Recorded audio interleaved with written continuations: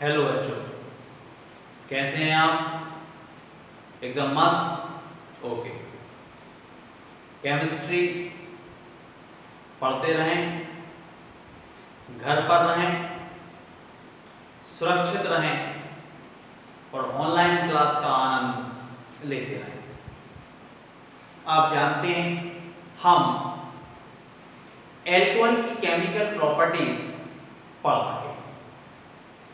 We are studying chemical properties of alcohol. Alcohol की chemical properties में मैं आपको 3 लेक्चर कंप्लीट करा चुका हूं। केमिकल प्रॉपर्टीज का ये लेक्चर नंबर 4 है। यदि किसी का कोई लेक्चर मिस हो जाता है तो आप सीक्वेंस से लेक्चर देखिए और केमिकल प्रॉपर्टीज में ये आपका 4th लेक्चर है। आप ध्यान दें। केमिकल प्रॉपर्टीज ऑफ एल्कोहल, इसमें फर्स्ट केमिकल प्रॉपर्टीज थी reaction due to cleavage ROH bond. Means यहां से O और H के बीच का बॉन्ड टूटता था, H यहां से निकल जाता था। इस टाइप की रिएक्शंस हमने फर्स्ट केमिकल प्रॉपर्टीज में देखी थी। सेकेंड केमिकल प्रॉपर्टीज में एल्काइल ग्रुप की जो कार्बन है और ऑक्सीजन दोनों के बीच का बॉन्ड टूटता था, मींस OH ग्रुप टूट जाता था। इस टाइप की रिएक्शंस देखी थी हमने। आज हम थर्ड केमिकल प्रॉपर्टीज स्टार्ट कर रहे हैं। आप हेडिंग लगाएंगे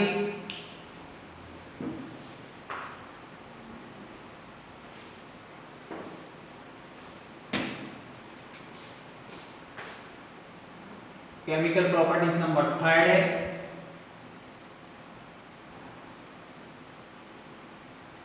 रिएक्शन ड्यू टू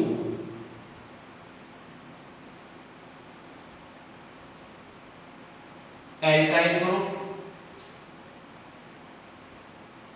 एंड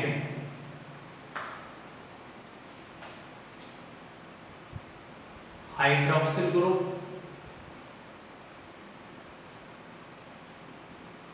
बहुत। अभी आपने जो इससे पहले 2 केमिकल प्रॉपर्टीज देखी हैं उसमें एल्काइल ग्रुप ने पार्टिसिपेट नहीं किया। अब जो थर्ड केमिकल प्रॉपर्टीज है इसमें आपका एल्काइल ग्रुप और हाइड्रोक्सिल ग्रुप दोनों पार्टिसिपेट करेंगे। इसको हम यदि हिंदी में देखें तो ऐसी रिएक्शंस जिसमें एल्काइल ग्रुप और हाइड्रोक्सिल ग्रुप दोनों ही भाग लेते हैं वो एल्कोहल की थर्ड केमिकल प्रॉपर्टीज है। इसमें फर्स्ट हेडिंग लगाएंगे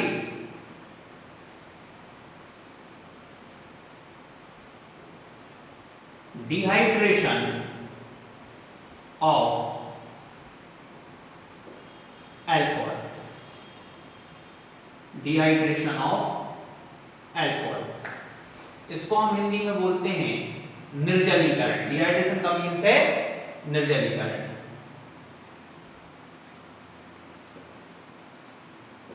एल्कोहलों का निर्जलीकरण। इसमें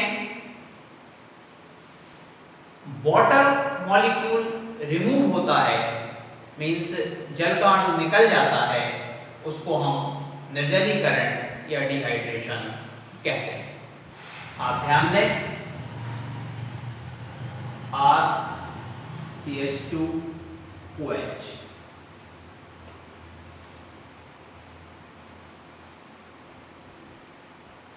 एक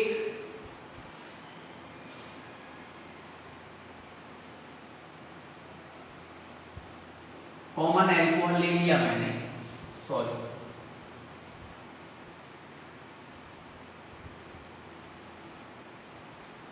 ए कंसंट्रेट H2SO4 की प्रेजेंस में हम इसको हीट करेंगे तो OH ग्रुप और यहां से एक हाइड्रोजन आपका रिलीज हो जाएगा H2O। अब आपके पास बचेगा RCH CH2, एक डबल बॉन्ड बनाना होगा। मींस एल्कोहल के डिहाइड्रेशन पर एल्कीन का प्रिपरेशन होता है। क्या बनता है? एल्कीन बनता है। जिस कार्बन से हाइड्रोक्सिल ग्रुप या फंक्शनल ग्रुप जुड़ा हुआ है उस कार्बन को हम अल्फा कार्बन कहते हैं। उसके पास वाली कार्बन जो है वो बीटा कार्बन कहलाएगी। तो अल्फा कार्बन से हाइड्रोक्सिल ग्रुप रिलीज होगी और बीटा कार्बन से हाइड्रोजन रिलीज होगी। इसको हम अल्फा बीटा एलिमिनेशन भी कहते हैं। ये एक विलोपन क्रिया है, इसको हम अल्फा बीटा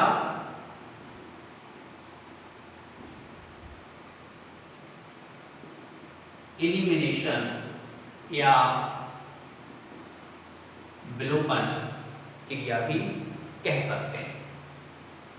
आप ध्यान दें,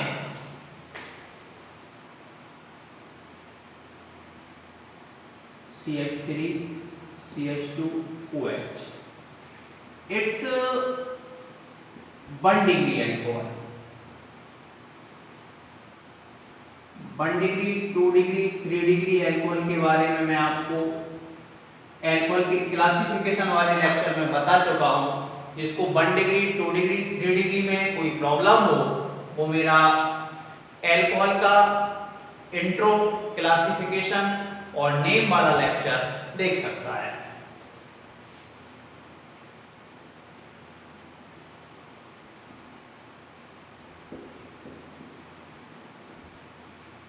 ये आपका 3rd डिग्री एल्कोहल।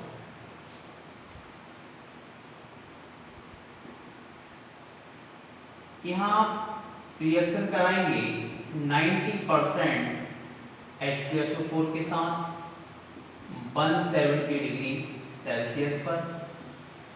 यहां रिएक्शन होगा 60% H2SO4 100 डिग्री सेल्सियस टेम्परेचर पर। यहाँ 20% H2SO4 है 80 degree Celsius temperature. Dehydration means water molecule का निकल जाना, वाटर मॉलिक्यूल का रिमूव हो जाना। तो इसमें से क्या निकलेगा? H2, यहां से भी H2 और यहां से भी H2। अब OH निकलना है, OH के बाद एक हाइड्रोजन निकलना है। It's alpha carbon, it's beta carbon. H2 के निकल जाने के बाद CH2 CH2 मींस एल्कीन बनेगा। यहां पर ध्यान दें आप,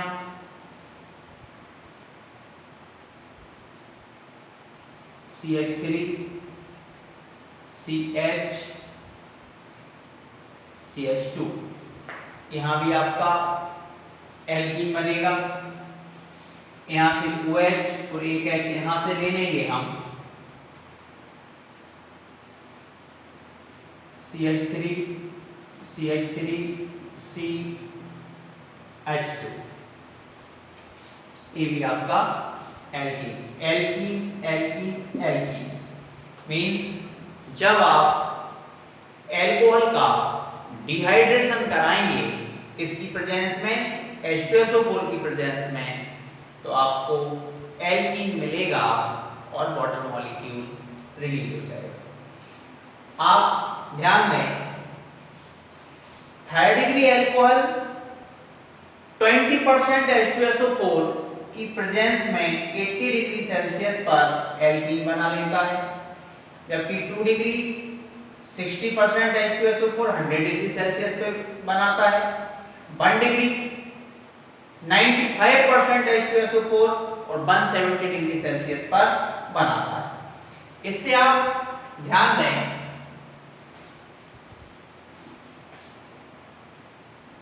the EG order of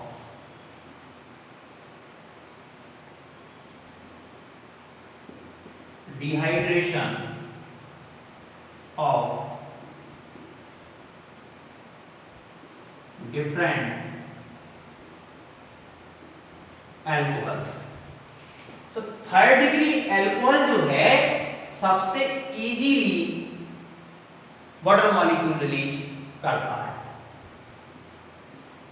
2 degree उसके बाद और 1 डिग्री सबसे देर से वाटर मॉलिक्यूल को रिलीज करेगा। एक अल्कोहल के डिहाइड्रेशन का ऑर्डर है सबसे इजीली थर्ड डिग्री का डिहाइड्रेशन होगा और सबसे कठिनाई से 1 डिग्री का डिहाइड्रेशन होगा। ऐसा क्यों होता है ये भी हम समझेंगे, बट उसके लिए हमें मैकेनिज्म देखनी है। आप इसको नोट कर लें। नोट कर लिया? Okay.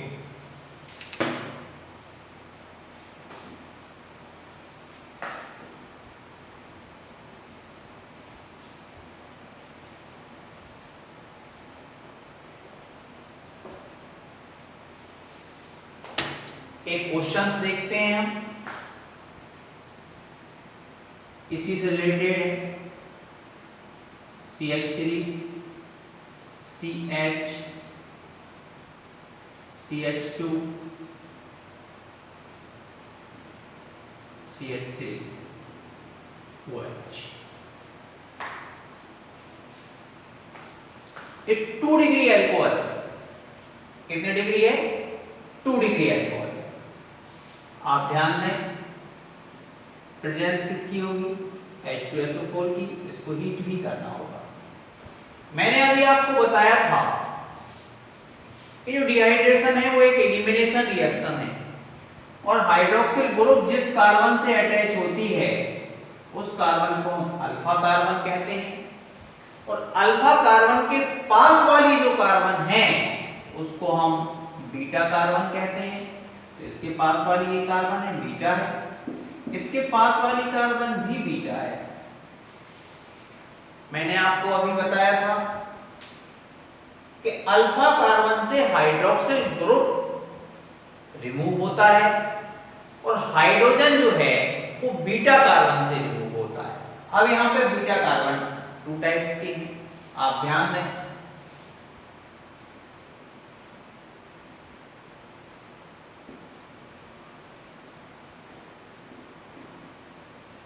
CH3 CH CH CH3। यहाँ मैंने वाटर मॉलिक्यूल को रिलीज करा दिया और इस कंडीशन में मैंने इस बीटा कार्बन से हाइड्रोजन को रिमूव कराया है। यहाँ डबल बॉन्ड आएगा। इसका यदि आप नेम देखें 1 2 3 4 कार्बन है, ब्यूट 2 इन, क्योंकि सेकंड नंबर के कार्बन पर डबल बॉन्ड है इसलिए इसको हम ब्यूट 2 इन कहेंगे। सेकंड प्रोडक्ट की पॉसिबिलिटी क्या हो सकती है? CH3 CH2 CH CH2। अब मैंने इस बीटा कार्बन से हाइड्रोजन को रिमूव करा दिया। आप ध्यान दें, ठीक से समझ लें। CH3 CH2 था, तो इस बीटा से मैंने एक हाइड्रोजन को रिमूव करा दिया तो क्या बचा? CH। यहां से हाइड्रोक्सिल ग्रुप रिमूव हो गया, क्या बचा? CH। यहाँ CH3 था, CH3 बॉन्डिंग को कंप्लीट करने के लिए डबल बॉन्ड लगानी होगी। कार्बन है 4 बॉन्ड, बॉन्डिंग हम आपको बता चुके हैं हाइड्रोकार्बन वाले लेक्चर। आप सर्च कर सकते हैं सौभाग्य राजपूत हाइड्रोकार्बन्स, आपको लेक्चर मिल जाएगा। तो यहां डबल बॉन्ड है क्योंकि कार्बन की वैलेंसी 4। सेकंड कंडीशन में CH3 CH2 CH से मैंने हाइड्रोक्सिल ग्रुप को रिमूव करा दिया। अब मैंने इस बीटा कार्बन से हाइड्रोजन को रिमूव कराया। इसका नाम देखें, ब्यूट 1 इन 1 2 3 4। इस कंडीशन में आपके सामने 2 प्रोडक्ट बने। फर्स्ट प्रोडक्ट ए है जिसका क्या है, ब्यूट, तो इन नेम है। सेकंड प्रोडक्ट क्या है, ब्यूट बनी। अब आपको ये बताना है कि दोनों में सही प्रोडक्ट या मेजर प्रोडक्ट कौन है और माइनर प्रोडक्ट कौन है। यदि आपने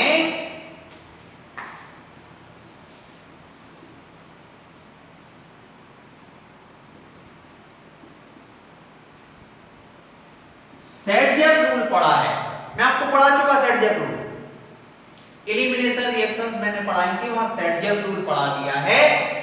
यदि आपको सेडजेफ रूल पता है तो आप इन दोनों में बता सकते हैं कि मेजर प्रोडक्ट कौन होगा और माइनर प्रोडक्ट कौन होगा। और सेडजेफ रूल पता नहीं है तो आप इसका आंसर नहीं दे सकते। मैं आपको बता देता हूं कि आपका मेजर प्रोडक्ट होगा और ये आपका माइनर प्रोडक्ट होगा। ऐसा क्यों?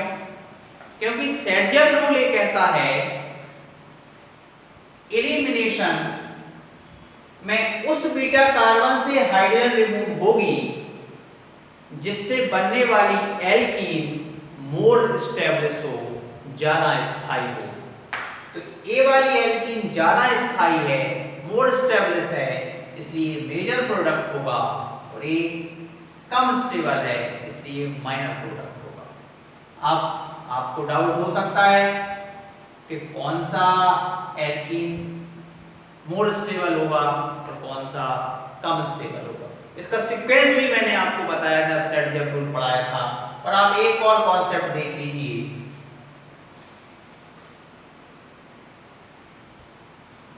जो ज्यादा एल्कीकृत एल्किलेटेड एल्कीन होगी वो ज्यादा स्थायी या एस्टेब्लिश होती है। कैसे? इस डबल बॉन्ड से एक एल्काइल ग्रुप इस साइड जुड़ा हुआ है और एक एल्काइल ग्रुप इस साइड जुड़ा हुआ है। मींस डबल बॉन्ड से 2 एल्काइल ग्रुप जुड़े हुए हैं। यहां जो डबल बॉन्ड है इससे सिर्फ एक ही एल्काइल ग्रुप जुड़ा हुआ है। तो डबल बॉन्ड से यदि ज्यादा एल्काइल ग्रुप जुड़े होंगे तो उसको हम कहेंगे ज्यादा एल्किलेटेड एल्कीन है और वो ज्यादा स्थायी है, इसलिए मेजर प्रोडक्ट होगा। अभी भी आपको यदि समझ में नहीं आता तो आप देख सकते हैं कि जहां अल्फा बीटा हाइड्रोजन नंबर का ज्यादा हो, बीटा हाइड्रोजन नंबर ज्यादा हो, वो एल्कीन ज्यादा स्थायी होती है। और सीधी सी बात करें तो डबल बॉन्ड से जितने ज्यादा एल्काइल ग्रुप जुड़े होंगे वो एल्कीन ज्यादा स्थायी होगी। इस डबल बॉन्ड से 2 एल्काइल ग्रुप जुड़े हुए हैं, इस डबल बॉन्ड से एक ही एल्काइल ग्रुप जुड़ा हुआ है, इसलिए कम स्थायी। इस सेडजेफ रूल में मैंने आपको सब कुछ सिखाया है। ये बात जिसको समझ में ना आए, सबसे पहला काम आपका यह है कि सेडजेफ रूल को पढ़ो। आइए क्लियर, हटा दो, ओके।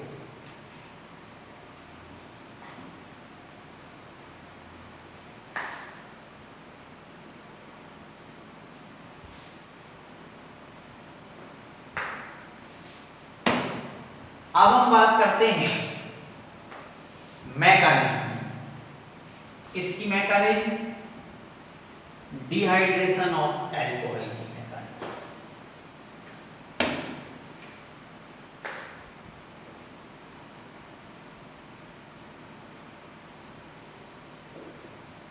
मैकेनिज्म आप ध्यान दें, RCHOH CH3 ये आपका एल्कोहल। मैकेनिज्म में हमें देखेंगे कि H2SO4 कैसे वर्क करता है, वाटर मॉलिक्यूल कैसे निकलता है, सारी बातें हम मैकेनिज्म से ही सीख पाते हैं। हीट किया RCH CH2 H2, ये प्रोडक्ट आपका बन रहा है। H2SO4 कैसे वर्क कर रहा है आप ध्यान दें।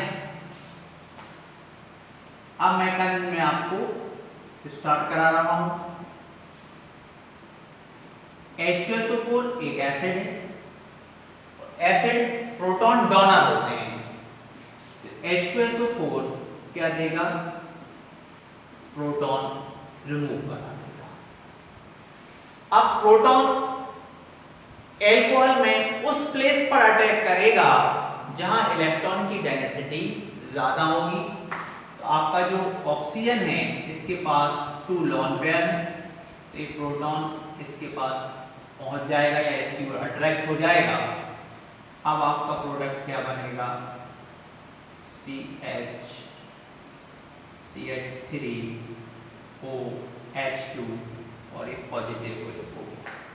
ये प्रोटीनीकृत हो गया, प्रोटोनेटेड एल्कोहल हो गया। ये प्रोटॉन पहुंचा है इसके पास, इसलिए प्रोटोनीकृत हो गया, प्रोटोनेटेड हो गया। आप यहां ध्यान दें, इसने H पॉजिटिव मींस प्रोटॉन दे दिया, तो क्या बचा है यहां पे आपके पास HSO4 माइनस बचा हुआ, इतना ही बचा। ध्यान दें,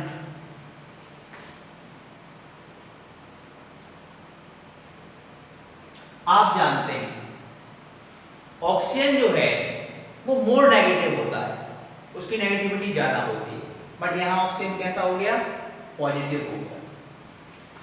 तो यह इस कार्बन के इलेक्ट्रॉन को अट्रैक्ट करेगा, अट्रैक्ट कर लेगा, उसकी पॉजिटिव चार्ज हट जाएगी और क्या निकल जाएगा, H2 ही तो है। अब क्या बचा आपके पास, RCH CH3, इसकी कार्बन की इलेक्ट्रॉन इसके पास पहुंच गई, इसलिए कैसा हो गया, पॉजिटिव हो गया, और ये क्या बन गया, कार्बो कैटाइन। ये CH3 है, मैं इसको थोड़ा सा तोड़ के लिख रहा हूं, CH2 कर दिया मैंने और एक H को अलग से लिख दिया। आप ध्यान दें,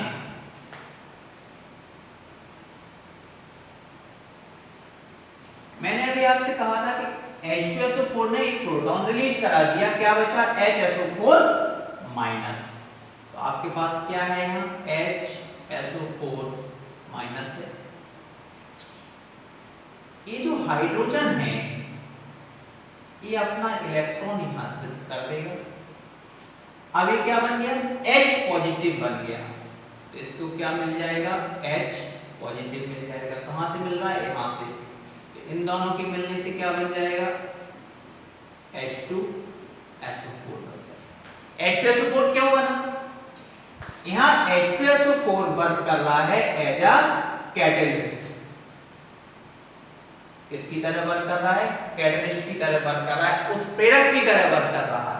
आप जानते होंगे कि उत्प्रेरक या कैटलिस्ट जो होते हैं वो रिएक्शन में पार्टिसिपेट नहीं करते, सिर्फ रिएक्शन रेट को चेंज करते हैं। तो H2SO4 में रिलीज हो जाएगा और ये जो इलेक्ट्रॉन था वो यहां शिफ्ट हो जाएगा, तो क्या बन जाएगी, एल्कीन बन जाएगी। इस रिएक्शन की RDS की अगर आप बात करें, रेट डिटरमाइनिंग स्टेप की बात करें, तो RDS ये होगी जिसमें कार्बोकैटाइन बन रहा है, और कार्बोकैटाइन जितना स्टेबलिश होगा रिएक्शन रेट उतनी ज्यादा होगी। और मैंने आपको बताया था कि 3rd डिग्री कार्बोकैटाइन है वो मोर स्टेबलिश होता है, 2 डिग्री उससे कम स्टेबलिश होता है, 1 डिग्री उससे कम स्टेबलिश होता है। कौन, कार्बोकैटाइन। इसकी रिएक्शन रेट किस पर डिपेंड कर रही है, कार्बोकैटाइन के बनने पर या कार्बोकैटाइन की स्टेबिलिटी पर। तो सबसे ज्यादा स्टेबल कौन है, 3rd डिग्री कार्बोकैटाइन है, और 3rd डिग्री कार्बोकैटाइन कौन बनाएगा, 3rd डिग्री अल्कोहल बनाएगा। 2 डिग्री कौन बनाएगा, 2 डिग्री अल्कोहल बनाएगा, और 1 डिग्री कौन बनाएगा, 1 डिग्री अल्कोहल बनाएगा। ये किसका सीक्वेंस है एल्कोहल्स का सीक्वेंस। 3 डिग्री 2 डिग्री 1 डिग्री कौन है? कार्बोकैटायन। और 3 डिग्री 2 डिग्री 1 डिग्री कौन है? एल्कोहल्स है। सबसे स्टेबलिश कार्बोकैटायन कौन सी एल्कोहल बनाएगी?